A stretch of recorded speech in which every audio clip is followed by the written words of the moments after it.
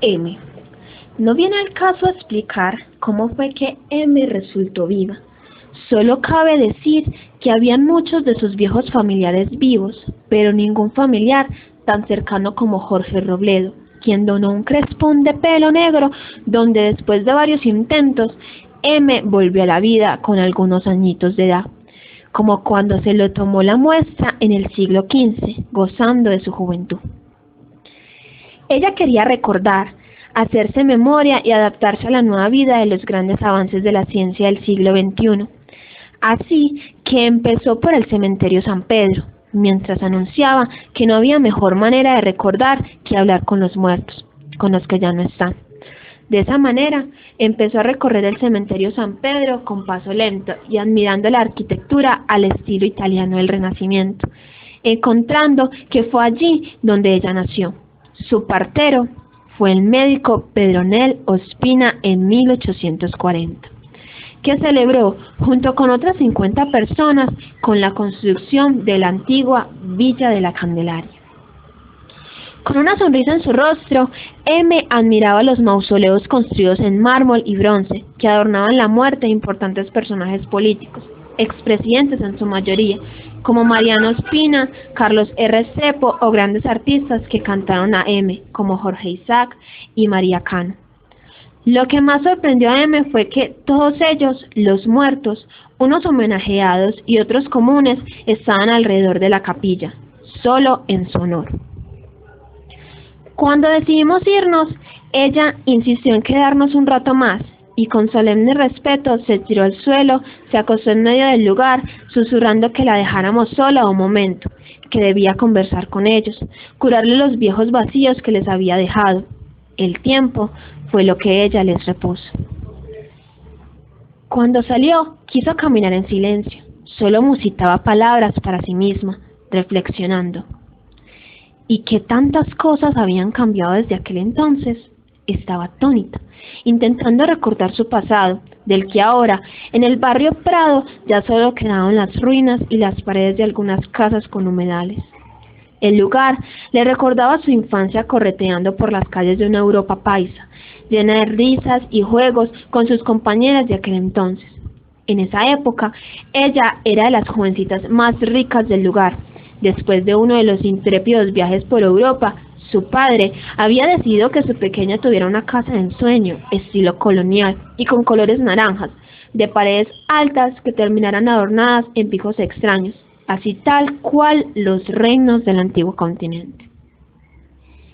M recordaba que era la envidia de todas sus amistades y actualmente todos los que antes vivían allí se han marchado a otros lugares con mayor auge.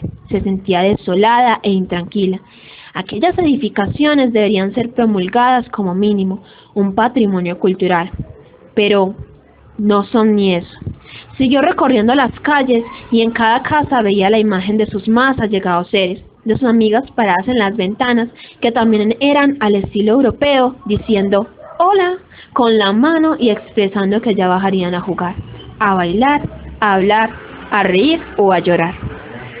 Esas casas, ahora convertidas en fundaciones y en habitaciones de alquiler. Oh, nostalgia que vuelve y hace que de nuevo broten cristales en forma de gotas y se posen en las mejillas cálidas de la niña con rizos negros. Esta vez no quiso quedarse sentada y rogar por lo que ya no están. Con orgullo siguió el camino.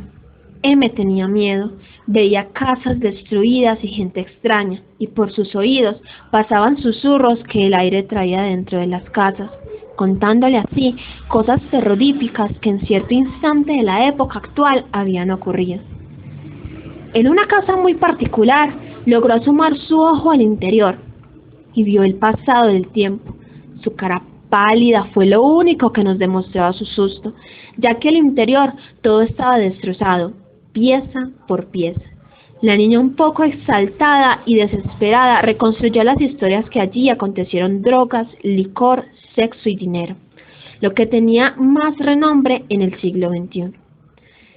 Ella no lograba comparar las diferencias entre sus recuerdos en Prado y la banalidad en las nuevas cosas, y exactamente eso la llenaba de cólera. el no reconocimiento, el olvido, la no memoria y el no honor a la historia. No aguantó más.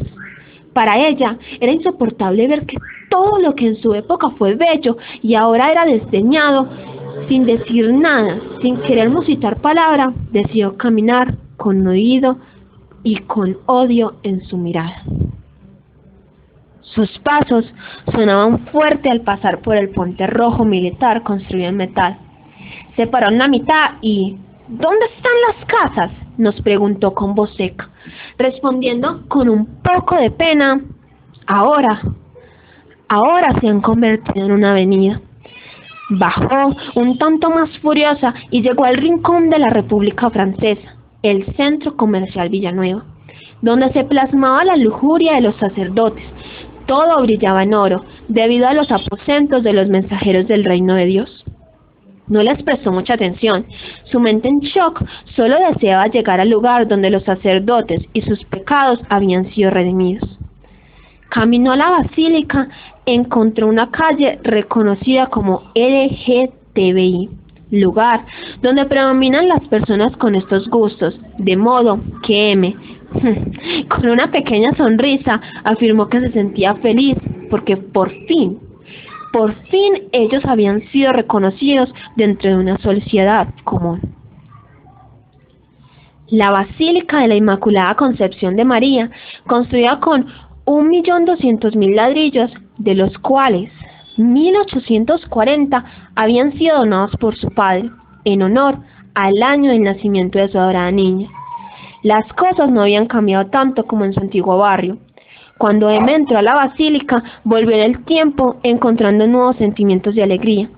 Al ver las gruesas puertas de metal aún conservadas, al saber que su donación no fue en vano, por lo que cuando entró no pudo evitar postrarse de rodillas y dejar caer algunas lágrimas, por ver el milagro de un lugar que la devolvía a su amada época. El grandísimo altar de mármol, las bancas y los grandes candelabros en el techo, todo estaba allí. Los vitrales de colores con representaciones de santos, aspecto tan representativo del estilo artístico republicano francés. A su vez, lo que no pudo dejar de mirar fue el gran órgano de tubos que se encontraba en el segundo piso. Compartió con nosotras que cada domingo sin falta iba a la iglesia solo para escuchar el maravilloso sonido que produce el inmenso instrumento. Al salir por una de las puertas principales, su rostro cambió un poco. Bienvenida al siglo XXI de nuevo, porque se sorprendió al ver la casa de don Pastor Restrepo aún de pie y las múltiples zonas de comercio. Esta vez llegamos a lo que ella recordaba como la sede de la alcaldía y el consejo de Medellín, donde su padre se reunía de vez en cuando con unos viejos amigos, al frente de la cual se encontraba la casa de una de sus mejores amigas, donde ella pasaba muchas tardes esperando a que su padre terminara algunas reuniones, pero ahora se había convertido en el Museo de Antioquia. M miraba con extrañeza las diferentes esculturas que se encuentran en el lugar donde ella pasó tantas tardes y en el cual estaban sus mejores recuerdos. Ahora, en su lugar, habían esculturas con un aspecto extraño, el cual ella no podía entender.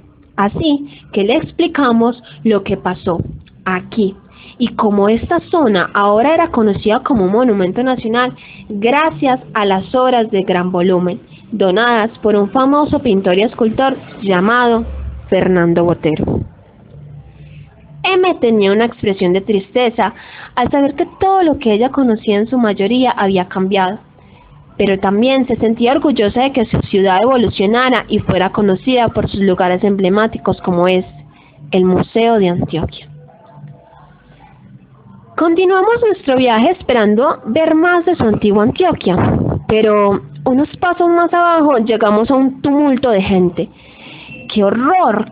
Caminaban deprisa sin tiempo alguno, que se agotaban por el sol, con cargas de bolsas, que no piden permiso para continuar el camino. Por ello, Emma se sentía desesperada y atosigada por tanta gente. No veía las cosas igual, todo había cambiado.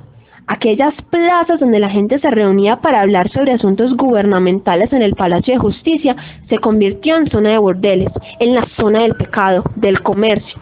A lo lejos se escuchan voces gritando ofertas, se escucha música, ruidos de carros. No hay tranquilidad, un baile de sonidos. ¡Basta!, gritó.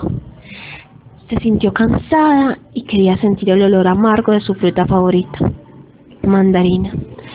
Se quería sentir en casa, así que recordó la plaza de Cisneros, donde su madre y sus amigas la acompañaban al mercado para la cena de los domingos.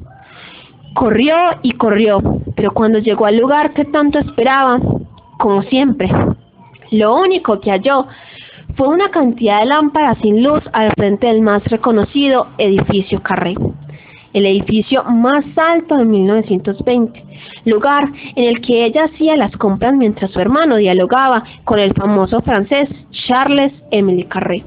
Dios sabe de qué, de mujeres tal vez, o de lo que hoy tanto se habla, de la educación. Hoy, convertido en la Secretaría de Educación de Medellín, al observar todo eso, M sintió aún más nostalgia, ya que este lugar también había cambiado demasiado. No tuvo más opción que bajar la cabeza y seguir acompañándonos en nuestro camino. El tramo que seguía era un tanto más largo. Le sorprendió pasar por un bar donde a lo lejos alcanzó a ver artistas conocidos como Steve Jobs, Albert Einstein y Carlos Gardel. Eso la animó mucho, ya que el olor a café la hacía recordar las mañanas junto a su padre y el periódico. Al subir por San Antonio, ella se mareó con el humo de las calles y las obras, lo que conllevó a la pregunta del por qué estaban perforando la tierra y qué era aquello que pasaba tan rápido sobre nosotros. Tras nuestra explicación, nos aventuramos por el callejón artesanal de San Antonio. Admirando las manualidades que allí venden, ella se sorprendió al ver en medio de la carretera unas extrañas pirámides de colores. Pero el afán de los cortos semáforos no le permitió observar demasiado. Ahora, recordando, se le iluminaron completamente los ojos al ver la plazoleta de San Ignacio. La recordaba muy bien, en especial la estatua en homenaje al primer centenario de su amada universidad. Ver aquel paraninfo donde conversaba con sus amigas, cuando al fin las mujeres pudieron acceder a la universidad y votar. Sin mucho preámbulo, decidimos dejar la plaza rápido para que las bonitas memorias no fuesen estropeadas. Sin embargo, al pasar por la playa se angustió mucho, al pensar que la quebrada que por allí pasaba se había secado. Pero, nuevamente, se maravilló ante nuestra explicación, al saber que estaba caminando sobre ella. Finalmente, M, al llegar al edificio Vicente Uribe Rendón y observar que no habían más oficinas encargadas de economía, turismo y muchos aparatos electrónicos, esa esquina donde el ruido de los carros y el dinero se cuenta desde 1983, ella, desesperada y cansada del ruido de los carros y los timbres de los celulares, decidió irse a una finca en Santa Elena, donde todavía vive hoy, de espaldas a las grandes maravillas tecnológicas. Pues antes de andar navegando en internet, le gusta remar en los lagos de letras de los libros de historia de la ciudad. Además, prefiere disfrutar de la primavera eterna de Medellín, pero de vez en cuando decide ir por las calles de Prado o a la Basílica, ya que, como nos dijo, es la manera más fácil, económica y segura de viajar en el tiempo y la distancia.